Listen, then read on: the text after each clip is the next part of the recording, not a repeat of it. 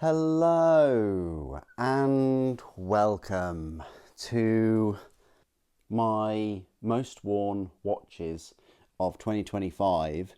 So far, we're getting towards the end of 2025, aren't we? I had planned to make this video earlier in the year, kind of like July, August time. It's like give you an idea of what watches I've been mostly wearing throughout the year. And it kind of surprised me. The ones that I've been reaching for. I do have a watch collection. It's a very humble watch collection. You know, I don't own any Rolexes or Omegas or even any Longines. Needless to say, I do have a big enthusiasm with watches. And we'll just start off with at the start of the year, really, the watches I was wearing. So this was kind of winter still. January, February, a little bit of March. I was wearing my Seiko GMT Alpinist. It's a limited edition. I think there are only 3,000 of these in the world. But yeah, this was my kind of go-to winter watch. It kept the time brilliantly. I used the GMT function a couple of times. Yeah, it's a really nice watch. The clasp, yeah, it's room for improvement, definitely. 2 micro adjustments. With this one, I'd definitely try it on in the store, to get the right size and things. But yeah, this was a nice go anywhere, do anything kind of watch. 72-hour power reserve.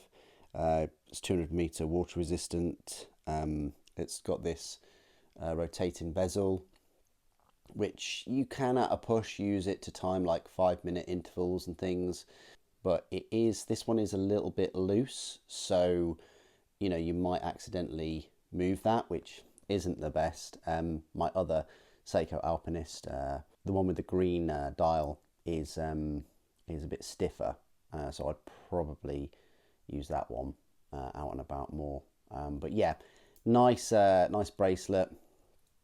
Not too heavy at all, not too tall, not too thick, that watch. Then I think I picked up a Casio G-Shock. This one was the GW 5000. I picked this up towards the start of the year. Yeah, I always wanted a solar-powered multiband 6 white G-Shock square. And the G-Shock that I had before was smaller. It was a smaller format, wasn't solar powered, wasn't multiband 6, and yeah, I was able to get my hands on this one. And this one is the kind of more expensive one. This is a £300 one. This one is made in Japan. And yeah, I may get the all black version of this. I'd like to. Before they replace them all with the MIP displays, which are brilliant, let's not beat around the bush. But there's just something kind of, yeah, old school vintage about these G-Shock squares. But yeah, I wore this a lot at the start of the year, when I picked it up, which was in fact beginning of March.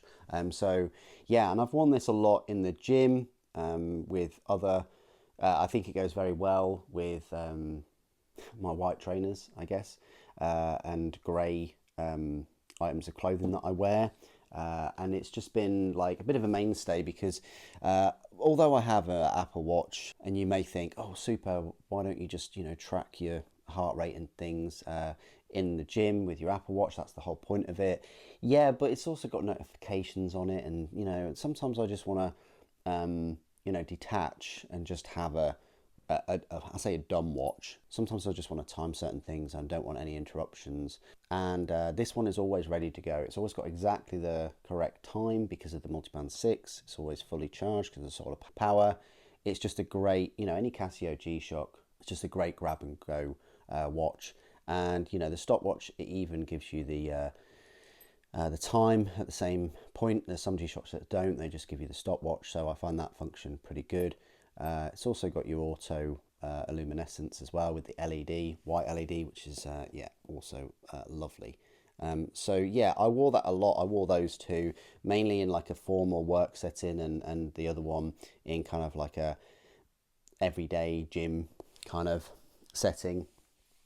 Speaking of gym and workouts and things, I do swim a lot, like a few times a week, and that is where you knew it was coming in this part of the video. That's where I would wear my Apple Watch Ultra. I've had this for about 3 years now and still going strong. No scratches. I put a screen protector on, which you might think, oh, you know, it's got good glass and things on it, and it's actually the first time I put a screen protector on an Apple Watch, and it hasn't come off, and I swim with this regularly. It's just that extra added bit of protection, really, and it doesn't add to the bulk of the watch. You can't even tell that there's one on there. Doesn't affect with the touchscreen. It's just been a very, very reliable, useful tool. I don't really view it as a watch, I guess, because obviously your mechanical watches, they are a bit more romantic, hundreds of moving parts and things, but whereas these are just, you know, solid state. It's like having a little computer on your wrist, and I mainly use it just for that function. So yeah, that records all my running routes. So yeah, there you go. That's a little bit of a insight into the sort of activities and lifestyle that I get up to. I've got arguably the worst piece of timekeeping, not because it's Seiko, but just because it's mechanical and will lose or gain, I think 15 seconds per day. I've got the G-Shock with the Multiband 6, which is correct to the second every single day, but it doesn't connect to anything. And then I've got something that is accurate if it's got a connection to Wi-Fi or your phone. It's kind of needs to be connected to your phone, but also is a very smart piece of kit that's also a tracker as well. You know, you can track your health, but other things can track you. So that's kind of like the three most worn watches, I would say. There are a few other honourable mentions. Like in the summer, I wore another Seiko. I treated myself and I picked up this absolutely gorgeous, you know, you can't really see it very well in the light, but this Prospex limited edition 1965 Recreation in Gradation Island Blue watch. It's the SPB 473J1, I think, and yeah, it's absolutely stunning dial. It's got this gradation there with the blue. It's a lovely watch. The bezel is not ceramic, and you can kind of tell it's got this like dark blue sheen to it. But yeah, compared to the kind of GMT version, yeah, that one is ceramic and looks gorgeous. This one still looks great, and I think this version of the SPB is one of the nicest. This has kind of the old style clasp. You do have 4 points of micro adjustment. It's a good bracelet. It's nothing to write home about. It's all right. But the newer bracelets that Seiko are now putting on their divers are fantastic. They don't have the notches. They have a adjustable clasp, which looks like an improvement. But yeah, this one only 1,000 in the world, and this one is numbered. So it's very special. I don't think I'll ever get rid of this or sell it. And I've worn this a lot during the summer. Again, this kind of replaced the Alpinist during the summer months. And also when I like to throw on a bit of colour, got another Casio G-Shock 6900. So I do own two 6900s. I'd like to get a white one. That's usually my go-to is G-Shocks, is a standard edition of the G-Shocks, which normally are black, a yellow version, and then a white version. That's usually my go-to with them. But this one, so this is the 1995 sort of celebration.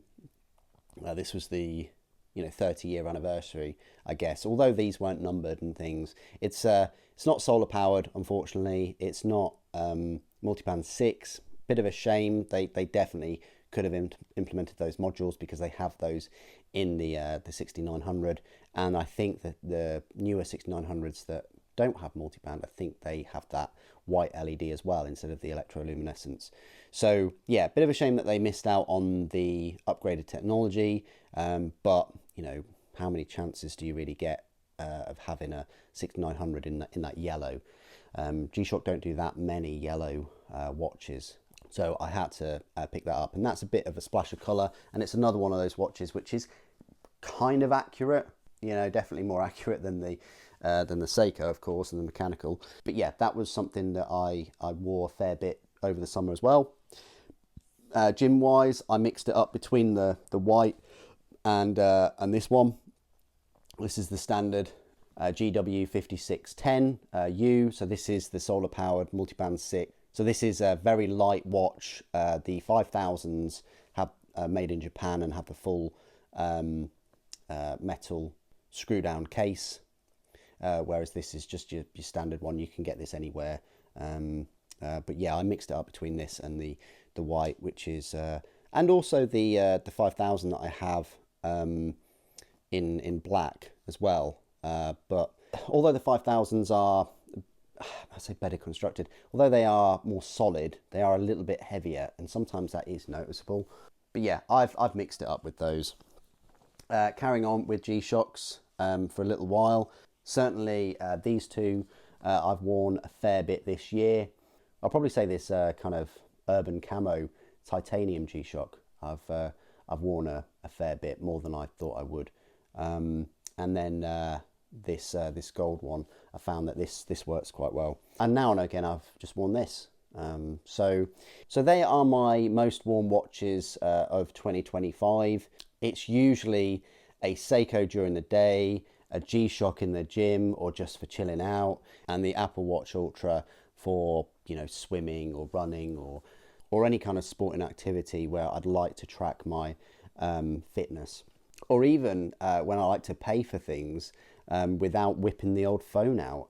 I once double wristed watches in one evening where I was wearing a quite a smart watch on my left wrist, and then I just wore the Apple Watch on the right wrist and spent the evening paying for things on the Apple Watch because my phone was elsewhere. And you know, you don't need your phone nearby to pay for things with your Apple Watch. It's essentially like carrying your debit credit card with you all the time.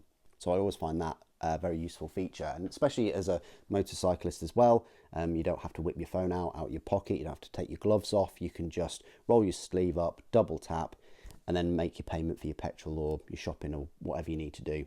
So where does that leave us? Well, moving into autumn, you're probably watching this in October. I will be wearing, of course, the Apple Watch Ultra, even more so because I like to run, do more cardio inside during the autumn and winter. So that's definitely a go-to. But in terms of kind of everyday smart settings, I'll probably be swapping over to the Seiko Alpinist with the green dial. Again, it's accurate enough. For me, it's one of my favourite autumn watches, if not the best autumn watch for me.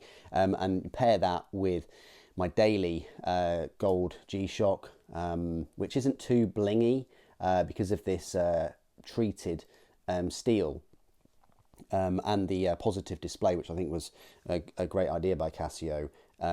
This is very legible in the evening as well, when this loom has worn away from the day.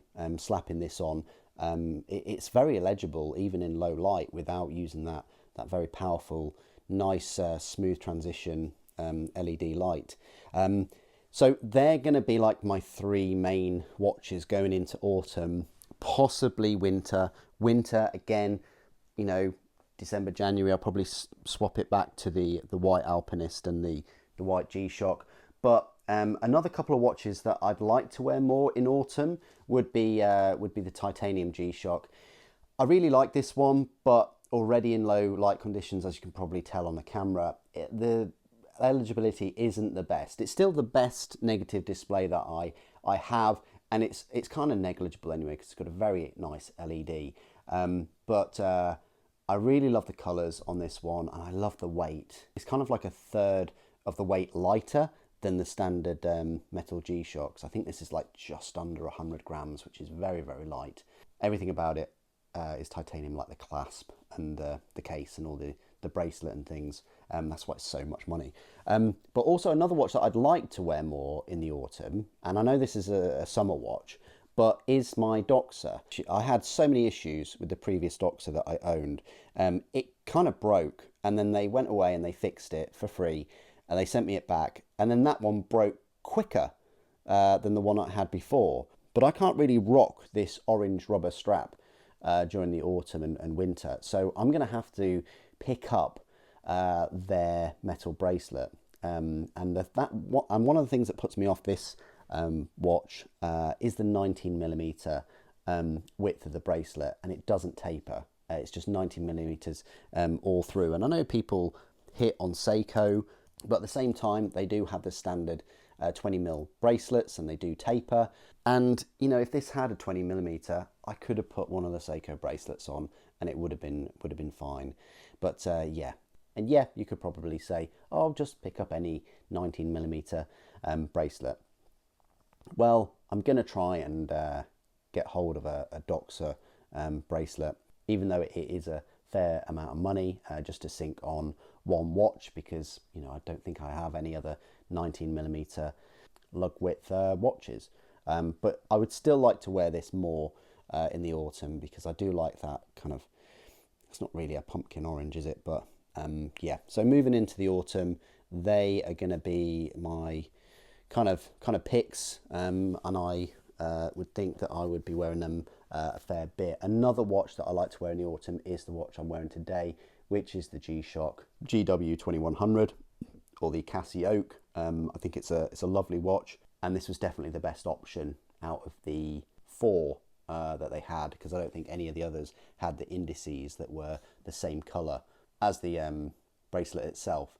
I think there's an updated silver version which does have silver indices, and I probably would be keen to pick that up.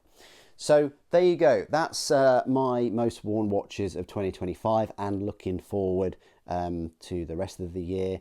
I've said it before, I would rather have 10 £1,000 watches than one £10,000 watch. For me, it gives me options. I would rather have lots of different watches that I can pair with different outfits and that I can enjoy individually, than just one watch that I have to slap on and it kind of goes with everything. But I'd like to know in the comments below what your most worn watches or watch was in 2025. It'd be good to hear from you. Thank you for watching. The Emperor Protects.